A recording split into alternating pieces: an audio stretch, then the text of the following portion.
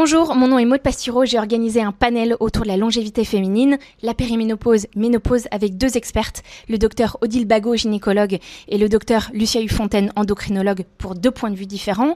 Nous y parlons périménopause, ménopause bien entendu, mais aussi les traitements hormonaux naturels, les questions fréquentes qui les entourent, ainsi que les mythes. Bon visionnage. Alors, il y avait une petite question aussi sur le traitement hormonal, parce que c'est un peu à la mode, surtout aux États-Unis, qu'on n'a pas abordé, c'est la testostérone.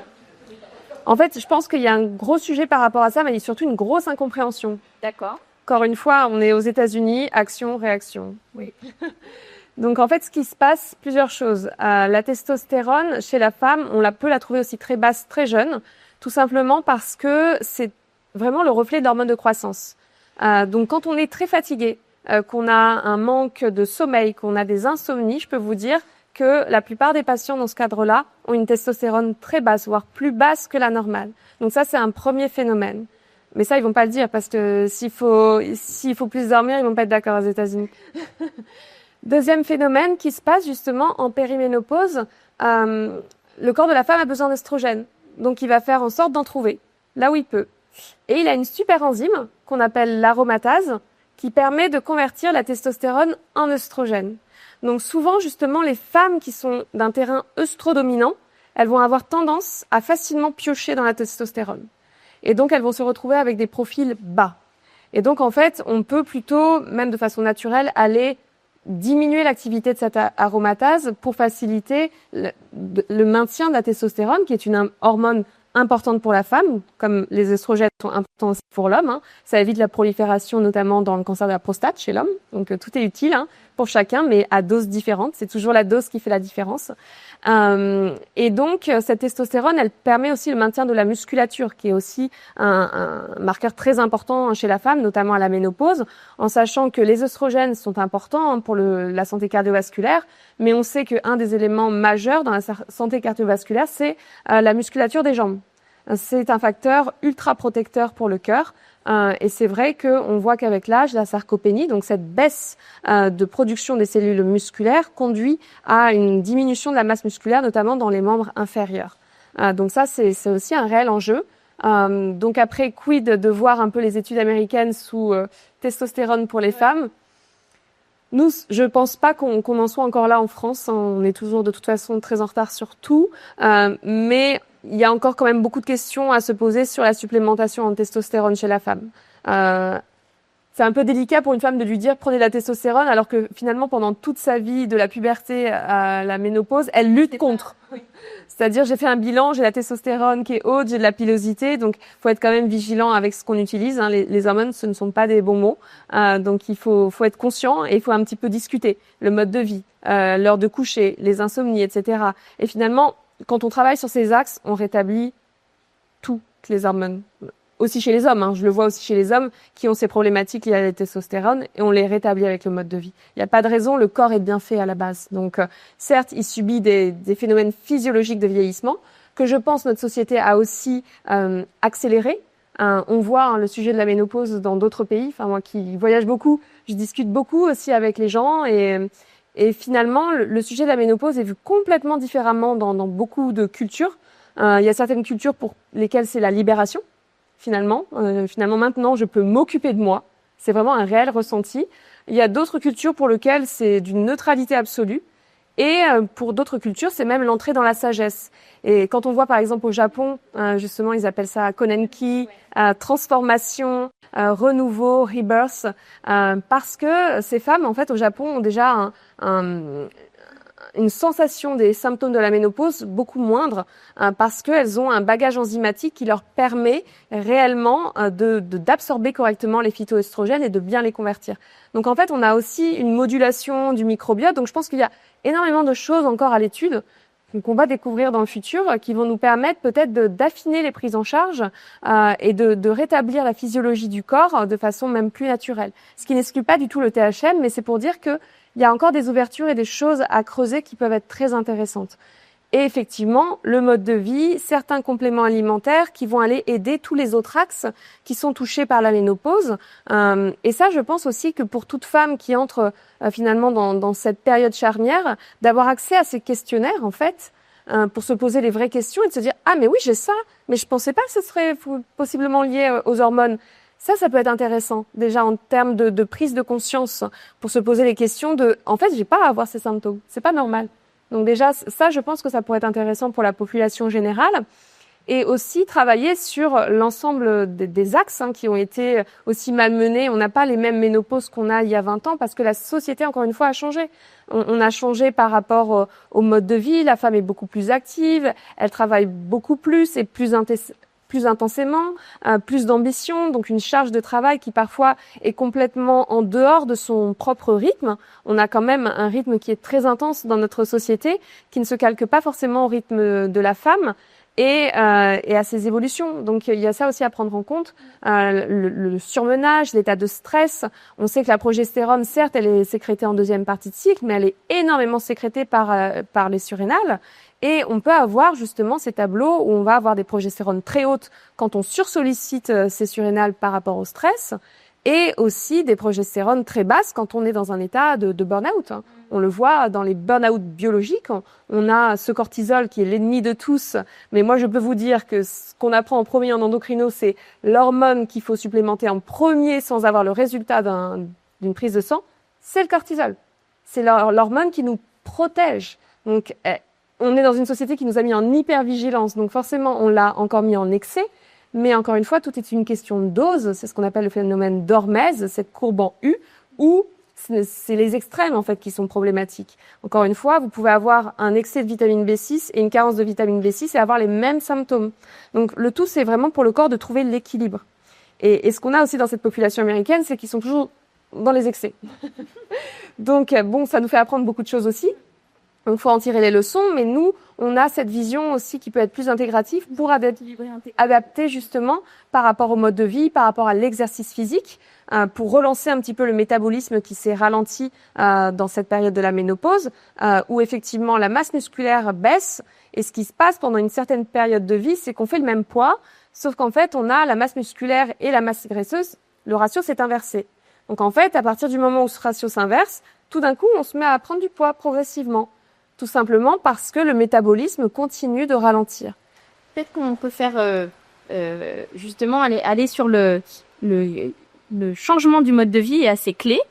Qu'est-ce que et quels sont un peu les piliers? Bon, on les connaît, les piliers du mode de vie, mais ceux qui sont les plus importants et pour quelles raisons? Donc la musculature est très très importante. Le stress, la gestion du stress, vraiment. Tu peux nous expliquer peut-être les mécanismes et les raisons pour lesquelles c'est encore plus critique à ces... Parce que en fait, la gestion du stress, encore une fois, avec les fluctuations hormonales sur les fonctions limbiques, sur le cortex préfrontal, on va avoir une plus grande tendance à être dans la réactivité. Donc, si en plus on se soumet à des situations stressantes, finalement, on va s'auto-saboter, entre guillemets, parce que on va se maintenir dans des situations qui aggravent le problème. Et une fois qu'on a vécu une situation stressante, on garde ça en mémoire. Donc forcément, après les situations, on les attire, entre guillemets, parce que on a habitué notre cerveau à s'y préparer.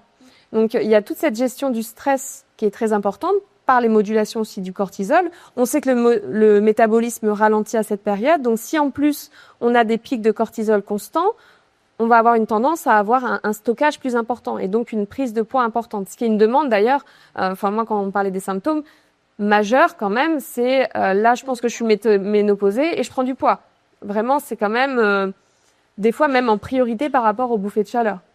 Parce que on reconnaît plus son corps et on sait plus quoi faire parce que soit on se restreint trop et là souvent c'est les protéines qu'on ne mange plus et finalement la masse musculaire continue de diminuer et donc le métabolisme continue de ralentir et donc comme en plus on se sent avec moindre force musculaire, forcément on se sent plus fatigué, on se sent moins en confiance, donc tout ça joue en fait finalement dans notre mode de vie.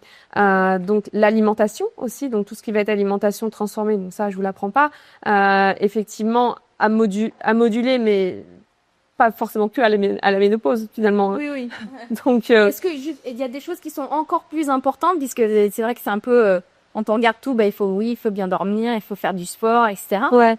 Mais qu'est-ce que tu penses qui sont les interventions un peu mode de vie les plus critiques à faire dans cette phase-là? quand même l'alimentation, avoir une alimentation qui soit riche en antioxydants, en oméga, qui soit aussi pourvoyeur d'acides aminés essentiels tels que le tryptophane qui booste la sérotonine. Tout ça, ça va être essentiel pour la femme à cette période-là. Et effectivement, le sommeil et l'exercice physique et les connexions sociales aussi, qu'on inclut peu souvent, mais finalement qui permettent à la femme dans cette période de se sentir moins seule et de se sentir dans une nouvelle phase de vie où elle va pouvoir se reconcentrer sur elle, parce que voilà, elle a travaillé, elle a sans doute eu ou pas des enfants, elle a eu ou pas une vie conjugale, mais elle a fait plein de choses. Et là, c'est aussi un tournant pour lui dire, attends, maintenant, reviens sur toi, reviens sur ce qui te faisait vibrer en fait quand tu étais jeune, avant que tu aies toutes ces responsabilités. Et donc ça, je pense que c'est important pour la femme à cette période de renouer avec d'autres types d'activités, de nouvelles activités aussi, rien que pour la neuroplasticité. Hein. On sait, quand j'étais en neurosciences, mon professeur disait par rapport aux connexions synaptiques, use it or lose it. Ce que tu n'utilises pas, tu finis par le perdre. Donc en fait, on est monotâche actuellement. Hein. Regardez, même rien que regarder vers l'extérieur. On le fait pas. On regarde notre téléphone et on regarde droit devant. Donc rien que la musculature oculaire, on l'utilise pas. Et la musculature oculaire, elle stimule le nerf optique. Donc il y a tout cet enjeu aussi. On le fait en yoga, un yoga optique, et on voit à quel point ça détend le système nerveux. Donc en fait, il y a des fois des choses simples. Donc le yoga, moi je conseille aussi toujours le grounding, que je trouve très important. Vous vous mettez dans un parc, vous vous mettez en étoile sur l'herbe. Vous allez voir en 10 minutes à quel point finalement les charges négatives de la Terre vont vous avoir apaisé, vont aussi avoir apaisé vos cellules, hein, parce que ça réduit le stress oxydatif de façon considérable. C'est pour ça qu'on se sent bien face à l'océan. Donc n'hésitez pas aussi à aller voyager. Vraiment toutes ces mesures pour reconnecter avec la vie tout simplement. Et le magnésium, pour moi, qui reste quand même le complément phare. S'il devait y avoir des compléments phares, les oméga 3, selon le profil aussi, à voir aussi avec votre médecin, ou si vous avez d'autres types de thérapeutes. On a différents types d'oméga 3. On en a qui protègent beaucoup plus sur le plan général et d'autres beaucoup plus sur le plan cardiovasculaire, les EPA. Donc tous les compléments ne se valent pas, les ratios ne sont pas égaux. Donc selon votre profil, ça peut être plus ou moins intéressant de prendre un oméga 3 qui est plus riche en EPA ou plus riche en DHA. Nous, en tout cas, c'est comme ça qu'on travaille sur le SOPK, où on optimise justement la DHA. Le PA, quand on a 25-30 ans, ce n'est pas utile. La vitamine D, hein, parce qu'on a beau dire que Paris est ensoleillé actuellement, c'est pas pour ça qu'on se met au soleil. Donc la vitamine D est essentielle et pour le système immunitaire et pour la santé osseuse. Donc c'est des choses comme ça qui paraissent neutres, mais qui ont leur importance. J'ai déjà vu des patientes qui ont vu le jour et la nuit sur le plan émotionnel avec des ampoules de vitamine D. Hein, donc tout est possible. Je sais pas si c'était placebo, mais en tout cas ça marchait bien. Donc tout ça, ça peut, voilà, peut-être aussi nécessiter un suivi par d'autres types de thérapeutes, soit des nutritionnistes, soit parfois même des naturopathes, s'il y a une ouverture qui est préférée sur tous ces phytoestrogènes. Voilà, encore une fois, il faut pas non plus que le THM devienne une sanction, une obligation. La femme reste toujours libre. Tout comme l'a été la contraception, où on en a vu aussi après les déboires, c'est que voilà, il fallait avoir une contraception. Non, c'est une opportunité, c'est une possibilité. Encore une fois, la patiente reste maître de son corps, de son organisme, donc c'est elle qui fait le choix. Nous, on se doit de donner les informations de en quoi c'est important, de voilà, en quoi ça peut protéger, de en quoi, selon le profil, on mettra les choses en place et comment on va les adapter selon l'évolution des symptômes. Donner cette réassurance et cet accompagnement. Ça, c'est la responsabilité du médecin. Après, la patiente, si elle dit non, le médecin ne doit pas dire je ne veux pas vous revoir, vous voulez pas THM, j'ai rien à faire avec vous. Non, il doit créer un pont. Donc, encore une fois, voilà, tout le monde a sa vision des choses, mais la vision doit être éclairée d'informations scientifiques et scientifiquement valides qui opèrent au bénéfice du patient. Merci. Alors, on va prendre les questions 5 minutes. Ça te va? Ouais? Ouais. Merci beaucoup. C'est des questions. On a fait le tour de la question, ce qui est quand même assez incroyable. Ah, ça. Je reviens sur ce que tu as dit tout à l'heure sur le fait d'adapter les doses. Je sais plus c'est toi, Olivier, parce que tu parles de ça. En fait, il y a très peu de médecins qui parlent comme ça. Et c'est dommage. C'est intéressant parce que moi j'ai vécu ça au niveau de la thyroïde. Et en fait, il y a peu de médecins qui le font. Ouais. Parce qu'il y a peu de médecins qui prennent le temps, parce qu'ils n'ont pas le temps. je pense, ou ils n'ont pas été assez formés, ou ils n'ont pas cette vision intégrative, mais qui, je pense, les choses bougent quand même. Hein, donc, j'espère en tous les cas qu'il y aura de plus en plus de médecins sensibles à pas juste écrire quelque chose sur une ordonnance, mais à écouter vraiment et à voir son patient pour prendre en compte justement les fluctuations et vraiment être dans un système de soins dynamique et flexible. C'est ce qu'on veut. La santé, c'est flexible et dynamique et on doit avoir cette approche-là. Et effectivement, comme le disait Odile, on doit adapter le THM. Pareil pour la progestérone, ça elle l'a pas mentionné. Parfois, on a des patientes qui sont très somnolentes, qui vont avoir une agitation ou qui vont avoir des signes de virilisation qui vont arriver. On peut réduire cette charge en le mettant en intravaginal. Donc, il y a toujours des possibilités. Donc, il faut toujours rapporter. Moi, c'est ce que je dis. Dès que vous avez un symptôme, vous savez pas c'est quoi, vous venez me le voir, vous me dites. Même si ça n'a pas de lien, même que ce soit sur mes autres spectres, la thyroïde, etc. Dès qu'il y a un symptôme nouveau, on sait jamais, vous me le dites, c'est à moi de voir si ça peut avoir un lien et on en discute ensemble. Donc il faut renouer en fait ce contact de cette alliance thérapeutique. Donc le traitement permet d'autonomiser et ça je pense que c'est aussi assez intéressant ce que disait Odile, de pouvoir proposer à la patiente de l'éduquer et de lui dire écoutez, vous voyez un petit peu aussi selon vos symptômes et peut-être adapter la dose. Et ça je trouve ça fort. C'est vrai qu'on a peu l'habitude en France. Je sais que dans les pays anglo-saxons beaucoup plus. Quand je travaillais, moi j'ai travaillé à Sydney en fait, on avait vraiment cette relation du médecin-patient beaucoup moins rigide et on avait beaucoup cette alliance thérapeutique où le patient d'ailleurs et le médecin se parlaient face à face en fait comme ça. Il n'y avait pas ce blocage du bureau et il y avait vraiment cet échange et cette collaboration en fait. En tant que tel, on ne subit pas un traitement, on collabore avec le médecin et le médecin collabore avec le patient. C'est un partenariat. D'autres questions? Oui. Je comprends le lien entre les douleurs articulaires et la ménopause, le mécanisme.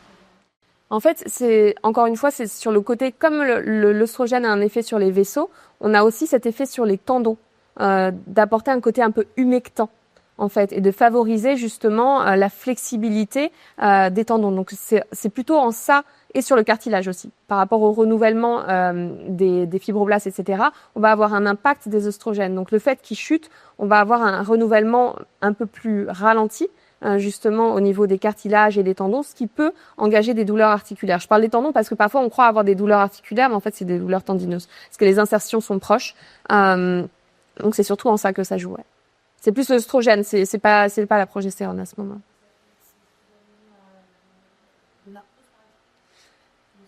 C'est pas forcément, non, ça peut aggraver des crises d'arthrose, mais ça va pas être le terrain initiateur de l'arthrose. Oui. Est-ce qu'il y a des traitements qui sont incompatibles avec la prise d'hormones, comme le diabète, l'épilepsie ou d'autres maladies? S'il y a des maladies de thromboemboliques, déjà oui. Les maladies de problèmes de coagulation du sang. Dans ce cas-là, c'est une contre-indication. Les maladies pour tout ce qui est démence aussi, c'est une contre-indication. Donc tout ce qui va être Alzheimer, etc. avancé, ce sera une contre-indication pour les traitements œstroprogestatifs. Et tout ce qui est terrain cardiovasculaire. Donc quand on prend des médicaments fluidifiants, bon, ça dépend quel type de médicament. Encore une fois, c'est du cas par cas, mais ce sera quand même une contre-indication. Oui, tout à fait.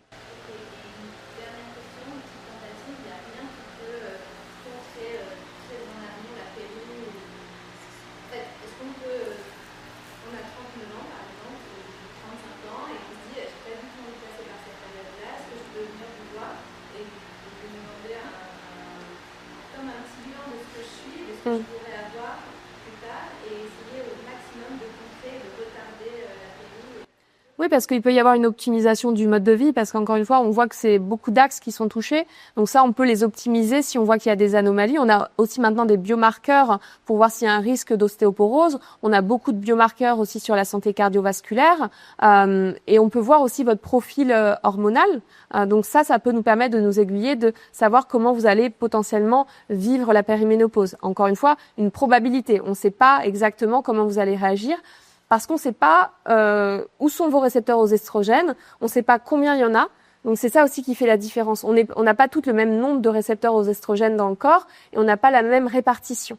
Donc en fait, on ne peut pas exactement prévoir si vous allez vraiment avoir les douleurs articulaires ou pas, peut-être un peu plus sur certains axes, mais on ne peut pas prévoir exactement.